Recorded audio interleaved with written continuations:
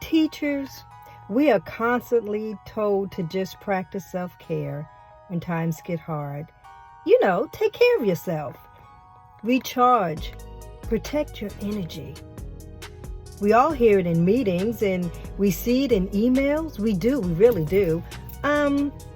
Sometimes we see it in posters, sometimes in your classroom, or either, I should say, in the hallways of the school. We see it there as well. Self-care. Yes. Sounds so good. And every time I hear it, you know what I say?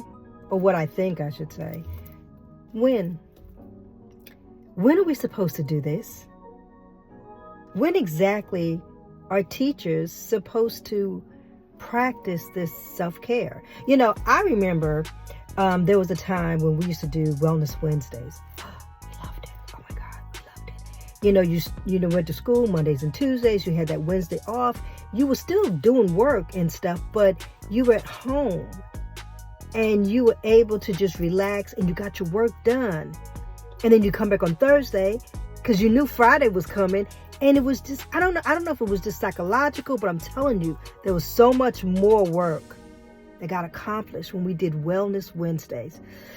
Ooh, I hope we can get those days back. But anyway, I'm still thinking, when? When are we able to do this? Maybe between grading papers late at night? I don't know. Between our lesson plans? Because, sometimes what we do is, a lot of times we kind of make sure that everything's okay, especially Sundays, because we got school Monday, we want to make sure everything's good. No, maybe between answering emails, attending meetings, trying to reach every student in the room, between all the mayhem that goes on. When? And I know people are like, come on, you could find some time, but no, seriously, when? Because the truth is, many teachers, we're more than just tired. We are running on empty. I remember one day, everything felt normal. It was a regular teacher work day. And there was nothing really special going on. There was no big interruptions. We didn't have anybody that was trying to run out the classroom, nothing like that. We didn't have to chase any child down the hall. It was just a regular school day. The lessons were taught, the children were learning, they were asking questions. Students that needed help, guess what? They were getting the help they needed. People who needed redirecting was being redirected. If a child needed encouragement, guess what? That's what they got. They got encouragement. I just want you to get a visual of the type of day this was. And I'm trying to explain to you, right? Just a regular day. At least that's what it looked like from the outside, that it was regular. However, by the end of the day, for some reason, something just was off. And I don't know what it was. I really don't. But it just felt kind of off. Because, like I said, at the end of the day, the children left away how they normally do. They were laughing, talking, laughing. On their way to the school bus, car riding line, walking line. Everybody was doing what they normally do anyway. It was a regular day, the way you can call it regular, I guess.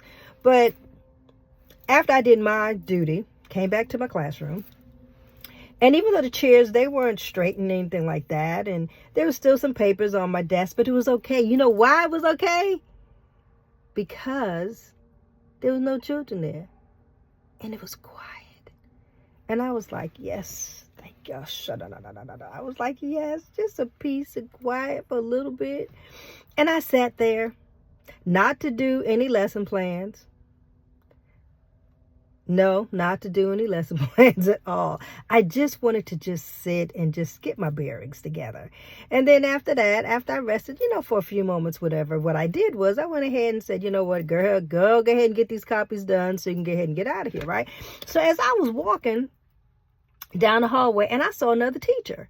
And I looked in her classroom and she was doing the same thing I was doing, So I thought anyway. So, I passed by and she was sitting still and I was like, oh, okay. I was like, okay. It's not just me, right? It's not just me. So went by. But then, I don't know, there was still something that I was like, something's not right. So me being me, as I always am, I went in there and I was asking her, and I was just like, hey, is everything okay? And she gave that answer that we all give. Oh, I'm doing fine, even though we know that we're not. We give that, girl, I'm good, everything's fine. And I was like, okay, all right. And then she said, I'm just trying to get enough energy so that I can drive home. And I said, what? And I know for you, you might say, okay, so what's the big deal? Well, I'm going to tell you what the big deal is. The big deal is I have been tired many a days. A lot has gone on. Those children might have been just on my last nerve. But I have never been so tired that I couldn't drive myself home. I had never been that tired. Never, ever been that tired that I could not drive myself home. And then that's when I realized, I was like, you know what? I have seen too many teachers like get physically sick, like really get sick. And I was like, she's more than just tired. She's more than just tired. She is. Yeah. She's more than just tired. And I was like, what do we do when we get to that point? What do we do when we get to that point? Yes, I realize that teachers aren't just exhausted because they're just exhausted. They're exhausted because they care too much. That's right, I said it. We care too much. And I know that you don't believe that. I know you're just like, really? No, really, we do. Because we notice everything because we have to. We notice the student who maybe didn't eat lunch, the student who suddenly got quiet, the student who started talking more than they normally do, the student who tried, but they just keep struggling. Teachers, we carry more than our lessons. We do. We carry stories and things that happen to us inside of ourselves. And some of the stories that we carry are some of the ones that I'm telling you right now. Now, if you really want to hear some stories, I want you to go to my channel and look at, let me tell you 3 now. Snow days aren't days off for teachers. That's a good one. When the lesson plan goes rogue, and let's see. Parent-teacher conferences. Yes. Shameless plug? Of course it is. Of course it is. But anyway, getting back to what I was saying. You know what? Teachers, we carry responsibility for students who are still figuring out the world. We do it every single day. Every day. Even when we are tired. Even when we are exhausted. We do it. We're overwhelmed. When we feel like we have nothing left to give. Because teaching isn't just a job. And I say it all the time, and I mean it from my heart. Teaching is a calling. And it's emotional work. And emotional work, guess what? It don't clock out at 3 p.m. If you're not a teacher, I realize you don't see this part. I understand you don't. You just see the school day. Whenever your children are, whether it's 8 to 2 or 3 or 7 to 8 or whatever it is, you just see that. You miss the hours before the student arrives. You miss that planning that happens maybe late at night. Maybe certain things that happen before your child even get to school. Those things happen. There's some things that's happening. The grading that follows teachers to their house and then come back and then go back again. The worrying about their students. And yes, we do worry about your students. I know you don't think that we do, but we really do. Teachers just don't teach subjects. We support people. We do. They're people. And if there's a teacher in your life, please do me a favor and just say thank you. That little bit, those 2 words, thank you. Thank you. So you can see it. Thank you. Yeah, those 2 words, they mean a lot. They really do. Your support, that means a lot as well. And encouragement matters as well. I know people mean well when they tell us to just take care of yourself.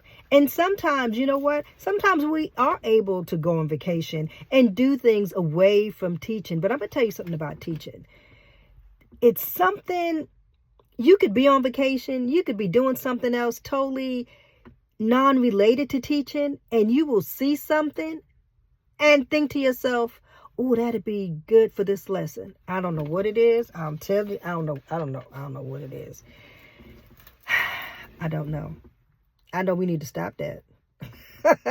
But that's just a part of being a teacher. That's a part of the calling. I guess that's what it is.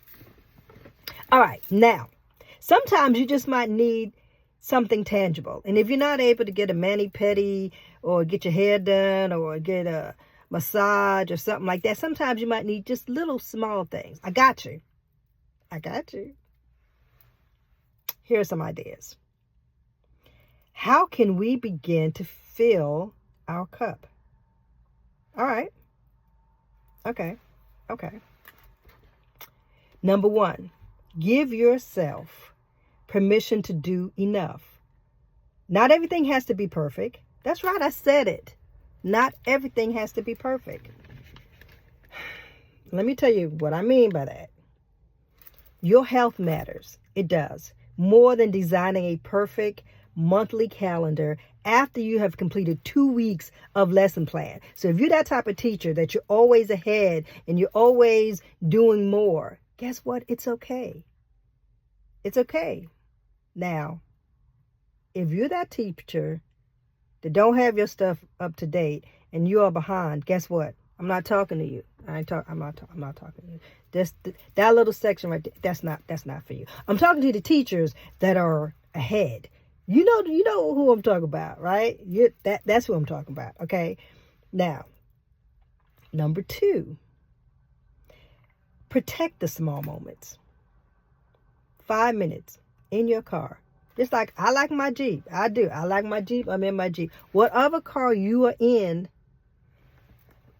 after all of whatever's going on, just sit in your car. You could, have it quiet. You could play some music, or you could listen to my channel and just let me talk to you. Let me encourage you. Okay. All right. Another shameless plug. But again, I'm here to encourage. Number 3, stop carrying everything alone. It's okay to talk to other people. It's okay to talk to other teachers because believe me, you're not going through this by yourself. If you can, share, laugh. This feeling that you have. And sometimes, to me, sometimes the enemy do that to us. He makes us feel like we're the only ones going through it. Everybody else, on the outside, it looks like everybody else got it going on. Believe me. No, we don't. No, we don't. But share it. Okay? Just share it. It's okay. Because we all know what it is. You know that saying about misery loves company? Number 4. Now, this is big. This is a big one. Celebrate the small wins. Yes. Celebrate them. You know that student who finally understands the concept that you've been trying to teach since October and right now is March? Yes. Celebrate that. You know the students, if you're in elementary and you've been trying to get those letter sounds or for them to spell a certain word or to get to know their multiplication facts, and they finally up to number 4 on the multiplication and there's 12, guess what? Celebrate it. Celebrate the small wins. I'm telling you, because guess what? It matters. Don't overlook the small wins now. Don't do it. Number 5. Remember your why.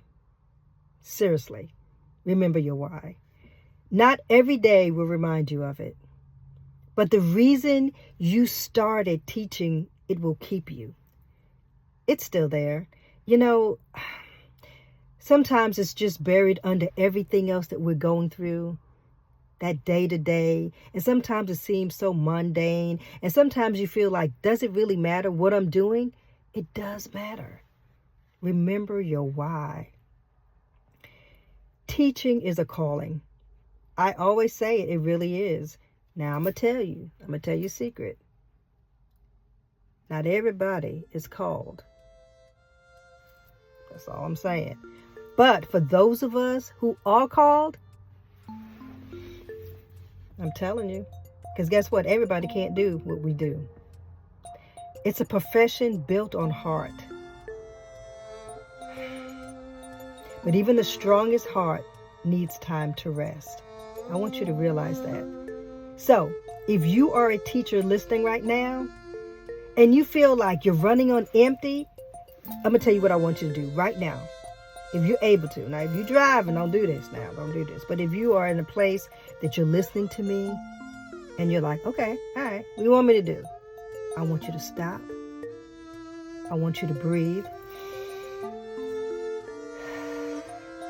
Reset. And know that you can rise again. Just take a moment for yourself. Sometimes that's all we need is just take a moment. That's all. Because guess what? Tomorrow your students will need you again. They will. But you deserve to have something left for yourself as well.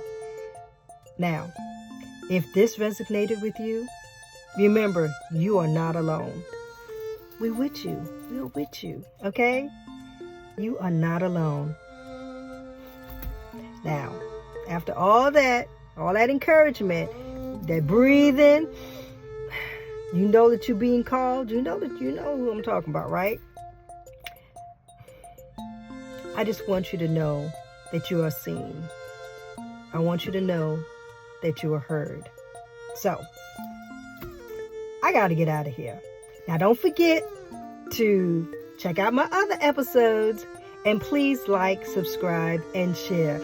And as always, you know, I can't stay all day in my Jeep. I can't. As much as I love it and as much as I love you, I can't spend all day. Because, you know, there's other times I'm going to get with you. So it's time for me to get out of here. You hear that beep, beep, beep. And I will see you next time. Bye-bye.